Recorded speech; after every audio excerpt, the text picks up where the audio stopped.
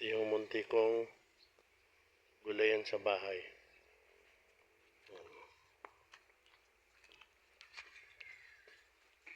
Namumunga na yung kamatis. Ayan o, daming bunga. Yung kamatis. Daming puro kamatis yan. Tapos, may okra.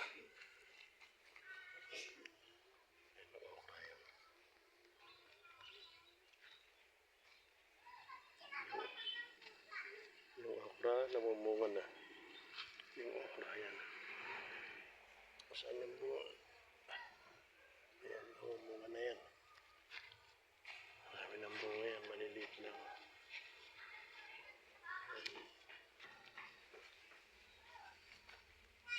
Ayan o, may bunga na yung okra. Tapos, may talong naman. May talong. May talong yan, talong. May bunga na yung talong, ayan o. Maliit. Ayan o. May bunga na yung talong. O, talong. May bunga na yan o. Dalawa pa. Tapos dito. So, dalawa rin ang bunga yan. Anong isa yun? Anong isa?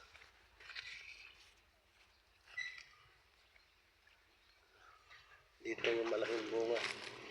Napakalaking bunga yan. Maliit lang yan. Maliit lang yan ha. Taniman ng gulay. Ito kamatis. Ito naman mga pechay. Mga pechay. Dami yan. May kamatis, may talong. Pechay. Pechay. Pechay. May mga bunga na rin yung kamatis. Yung kamatis. May bunga na yan. Bunga na yung kamatis. Maliliit lang yan.